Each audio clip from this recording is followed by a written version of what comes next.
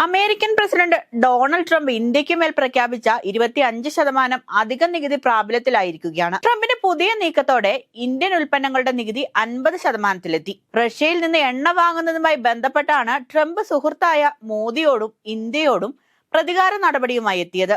Global trade research ഇനീഷ്യേറ്റീവ്സിന്റെ report പ്രകാരം ട്രംപിന്റെ പരിഷ്കാരങ്ങൾ ഇനി മുതൽ ഇന്ത്യയുടെ കയറ്റുമതിയെ ബാധിക്കും. 50% നികുതിയോടെ എത്തുന്ന ഇന്ത്യൻ ഉൽപ്പന്നങ്ങൾ മേടിക്കാൻ US വിപണിയിൽ ആളില്ലാതെയാകും. പല സാധനങ്ങൾക്കും വിപണിയിൽ പിടിച്ചു നിൽക്കാൻ പോലും പറ്റാത്ത അവസ്ഥയിലേക്ക് കാര്യങ്ങളെത്തും. കാരണം മറ്റു രാജ്യങ്ങൾക്ക് മേൽ ഇത്രയും നികുതി ഭാരമില്ലാത്തതിനാൽ അവിടങ്ങളിൽ നിന്ന് ഇറക്കുമതി ചെയ്യുന്ന ഉൽപ്പന്നങ്ങൾക്ക് അമേരിക്കൻ വിപണികളിൽ മികച്ച സ്വീകാര്യത ലഭിക്കുമെന്നത് തന്നെ. അങ്ങനെ വന്നാൽ ഇന്ത്യക്ക് മേൽ ആധിപത്യം സ്ഥാപിക്കാൻ ഇടയുള്ള രാജ്യങ്ങൾ ഇവയാണ്: ചൈന, പാകിസ്ഥാൻ, വിയറ്റ്നാം, മെക്സിക്കോ. എന്നാൽ ഇന്ത്യൻ ഉൽപ്പന്നങ്ങൾക്ക് വിപണിയിൽ ആവശ്യക്കാർ ഇല്ലാതെയായാൽ അത് രാജ്യത്തെ കയറ്റുമതി മേഖലയിലെ തൊഴിലവസരങ്ങൾ 70% വരെ കുറയ്ക്കുമെന്നാണ് വിദഗ്ധർ അഭിപ്രായപ്പെടുന്നത്. അതേസമയം സാമ്പത്തിക വിദഗ്ധരും നിരീക്ഷകരും ട്രംപിന്റെ നീക്കം രാജ്യത്തിന്റെ സമ്പദ് വ്യവസ്ഥയ്ക്ക് വലിയ രീതിയിൽ പ്രത്യാഘാതം ഉണ്ടാക്കുമെന്ന് പറയുമ്പോഴും റിസർവ് ബാങ്ക് ഓഫ് ഇന്ത്യ പറയുന്നത് ട്രംപിന്റെ തിരിച്ചടി നേർത്തതാണെന്നാണ്. ട്രംപിന്റെ തീരുവ ഇന്ത്യൻ സമ്പദ് വ്യവസ്ഥയെ സാരമായി ബാധിക്കില്ലെങ്കിലും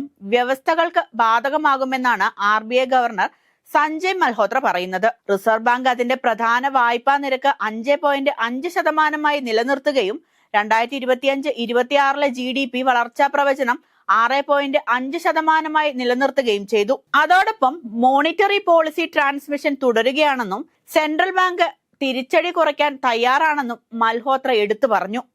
ഇനി എന്താണ് മോണിറ്ററി പോളിസി ട്രാൻസ്മിഷൻ? ഒരു സെൻട്രൽ ബാങ്കിന്റെ പോളിസി നിരക്കുകളിലെ മാറ്റങ്ങൾ, അതായത് റിപ്പോ നിരക്ക്, റിവേഴ്സ് റിപ്പോ നിരക്ക് പോലുള്ള മൊത്തത്തിലുള്ള സമ്പദ് വ്യവസ്ഥയെ സ്വാധീനിക്കുന്ന പ്രക്രിയയാണ് ധനനയ കൈമാറ്റം അഥവാ മോണിറ്ററി പോളിസി എന്ന് പറയുന്നത്. പലിശ നിരക്ക്, വായ്പാ ലഭ്യത, സാമ്പത്തിക വളർച്ച, പണപ്പെരുപ്പം എന്നിവയിലെ സ്വാധീനം ഇവയൊക്കെയാണ് ഇതിൽ ഉൾപ്പെടുക. അതേസമയം താരിഫുകൾ ഇന്ത്യയുടെ GDP വളർച്ചാ നിരക്കിനെ ബാധിക്കുമെന്നാണ് റിസർവ് ബാങ്ക് MPC അംഗം രാം സിംഗ് മുന്നറിയിപ്പ് നൽകുന്നത്. കയറ്റുമതിയിൽ 20 മുതൽ 30 ബില്യൺ ഡോളർ നഷ്ടമായേക്കാമെന്നും ഇത് GDP വളർച്ചയിൽ 0.3 മുതൽ 4% വരെ കുറവിന് തുല്യമാണെന്നുമാണ് അദ്ദേഹം പറയുന്നത്. രത്നങ്ങൾ, ആഭരണങ്ങൾ, തുണിത്തരങ്ങൾ, വസ്ത്രങ്ങൾ, വജ്രങ്ങൾ, മത്സ്യബന്ധനം തുടങ്ങി മൈക്രോ, ചെറുകിട, ഇടത്തരം സംരംഭങ്ങൾ ആധിപത്യം പുലർത്തുന്ന വ്യവസായ മേഖലയിലാണ് ഇത് ഏറ്റവും കൂടുതൽ ബാധിക്കുകയെന്നും അദ്ദേഹം കൂട്ടിച്ചേർത്തു. അതിനിടയിൽ ഇന്ത്യ നടത്തുന്ന മറ്റൊരു നീക്കമാണ്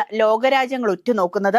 US-ന്റെ ഭീഷണി മറികടക്കാൻ റഷ്യ, ഇന്ത്യ, ചൈന കൂട്ടായ്മ ഉണ്ടാകുമോ എന്നാണ് ചർച്ചകൾ ഉയരുന്നത്. റഷ്യൻ പ്രസിഡന്റ് വ്ളാഡിമിർ പുടിന്റെ ഈ വർഷ അവസാനം നടത്താനിരിക്കുന്ന ഇന്ത്യ സന്ദർശനവും ഓഗസ്റ്റ് അവസാനം പ്രധാനമന്ത്രി നരേന്ദ്രമോദി ഷാങ്ഹായ് ഉച്ചകോടിയിൽ പങ്കെടുക്കുന്നതുമാണ് ഇങ്ങനെയൊരു ചർച്ചയ്ക്ക് വഴിവെച്ചിരിക്കുന്നത്. ആഗോള വിപണിയിൽ അമിതമായി ഡോളറിനെ ആശ്രയിക്കുന്നതാണ് ഇന്ത്യയും ചൈനയും റഷ്യയും തമ്മിലുള്ള അഭിപ്രായ വ്യത്യാസങ്ങൾക്ക് പ്രധാന കാരണമെന്നും വിദഗ്ധർ പറയുന്നു. ഇന്ത്യയും ചൈനയും റഷ്യയുടെ GDP ഒന്നിച്ചെടുത്താൽ 53.9 ട്രില്യൺ ഡോളർ വരും. ആഗോള സാമ്പത്തിക ഉൽപാദനത്തിന്റെ 1/3 വരും ഇത്. 5.9 ലക്ഷം കോടി ഡോളറിന്റെ കയറ്റുമതിയാണ് ഈ 3 രാജ്യങ്ങളും ചേർന്ന് നടത്തുന്നത്. ലോകത്താകെ നടക്കുന്ന കയറ്റുമതിയുടെ 1/5 4.7 ട്രില്യൺ ഡോളറിന്റെ വിദേശ നാണ്യ ശേഖരവും ലോകത്തെ ആകെ ജനസംഖ്യയുടെ 37.8% RAC രാജ്യങ്ങളാണ് കൈയാളുന്നത്. അതുകൊണ്ട് വിപണി പിടിക്കുക എന്ന കാര്യത്തിൽ ആശങ്കപ്പെടാനില്ലെന്നാണ് വിദഗ്ധ അഭിപ്രായം. മറ്റൊന്ന് പ്രതിരോധ രംഗത്തുള്ള RACയുടെ കരുത്താണ്. ലോകരാജ്യങ്ങളുടെ ആകെ പ്രതിരോധ ബജറ്റിന്റെ 20.2% അഥവാ 549 ബില്യൺ ഡോളറാണ് RAC രാജ്യങ്ങൾ സൈന്യത്തിനായി ചെലവിടുന്നത്. US-ഉം യൂറോപ്യൻ യൂണിയനും റഷ്യയ്ക്ക് ഉപരോധം ഏർപ്പെടുത്തിയത് മുതൽ ഇന്ത്യയും ചൈനയും പ്രാദേശിക കറൻസി ഉപയോഗിച്ചാണ് റഷ്യയിൽ നിന്ന് എണ്ണ വാങ്ങുന്നത്. ഇത് പ്രാദേശിക കറൻസിയെ ശക്തിപ്പെടുത്തുന്നതിനോടൊപ്പം ഡോളർ ശേഖരം നിലനിർത്തുന്നതിനും സഹായിച്ചിട്ടുണ്ട്. ഇങ്ങനെയുള്ള വിലയിരുത്തലുകളുടെ ഒക്കെ അടിസ്ഥാനത്തിലാണ് ഇന്ത്യ ട്രംപ് ഉയർത്തിയ ഭീഷണിയിൽ കുലുങ്ങാതെ പിടിച്ചു നിൽക്കുന്നത്.